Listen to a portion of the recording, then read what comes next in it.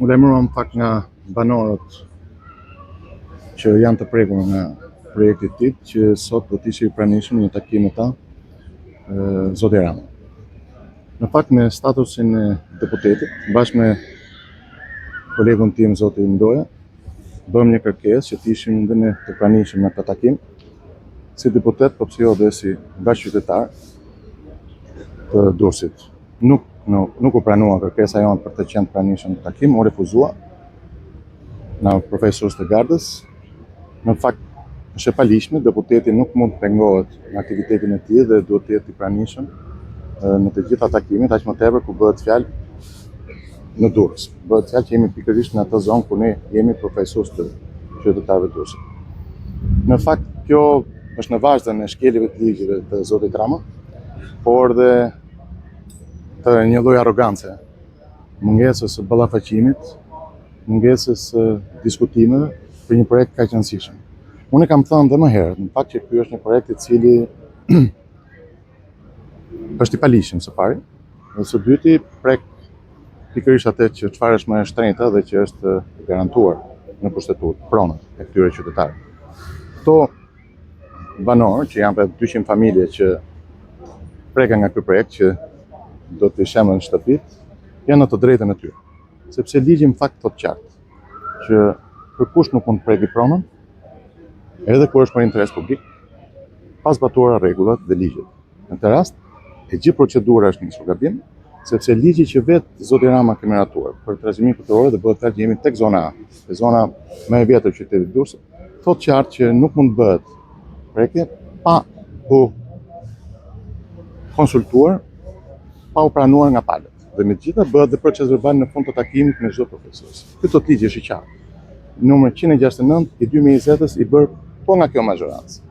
Por kemi edhe diçka tjetër. I gjithë projekti në fakt çuditërisht bazohet dhe marrëveshje memorandumi i Ministrisë i Bashkisë dhe i ADF-s. Bazohet në një marrëveshje të 92-shit, e cila në fakt nuk ka lidhje fare me këtë projekt.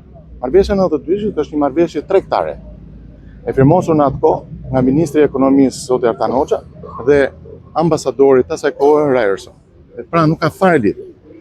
Gjatë këtyre viteve, Shqipëria ka bërë përparime dhe ka firmosur disa konvente dhe ka miratuar disa ligje për trashëgiminë kulturore, për të drejtën e pronës dhe më radhë. Dhe një nga këto është Konventa e Parisit, e cila thotë qartë që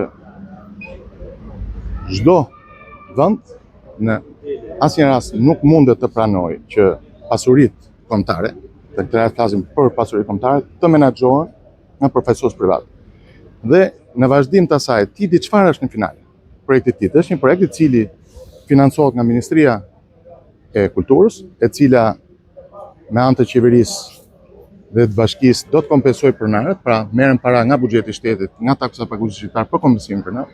Pastaj që kuptohet që s'është i plot, sepse ju e dini shumë mirë që vetë referencat ligjore të cilat kjo qeveri ka përcaktuar për këtë zonë është 1400 euro metri, kurse këto banorë po shpronsohen me 750-760 euro metri, nuk ndoshta as jam i saktë. Pra që në këtë moment është shkelje dhe vazhdojmë më tej. Kur me çdo drejt kjo qeveri merr këtë projekte pasi investohet nga bashkia, ministria, merren pronat e shqiptarëve dhe pastaj i lehet për të menaxhuar një organizatë tjetër që quhet BID. Pra nëse flasim për donacion, atëherë donacioni i jepet dhe menaxhon bashkia.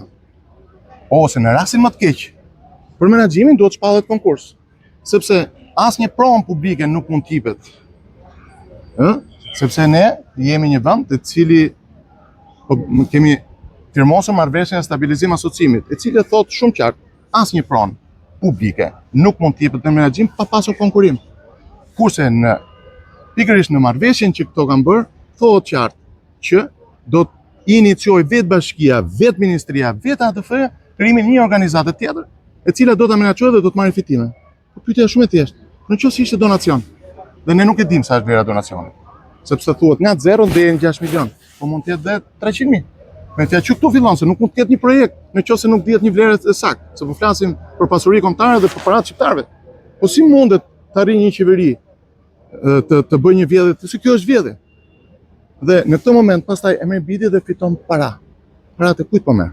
Ju e quajtët vjedhje. Pa diskutim. Apo Vjedhje mendon të Partia pronës, Demokratike një hap tjetër për ta dërguar këtë çështje mbase në SPAK siç janë dërguar dhe çështje të tjera?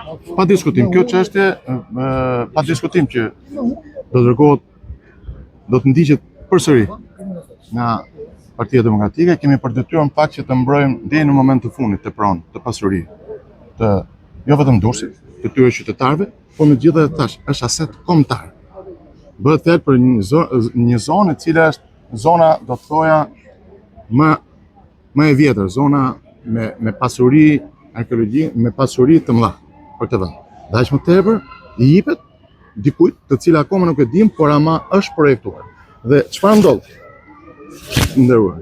Ndodh që pas kësaj BID-i mundet që të krijojë, të iniciojë ide të reja për zhvillim të zonës. Pra pasi largohen me dhunë qytetarët, BID-i do ta menaxhojë dhe mund të iniciojë.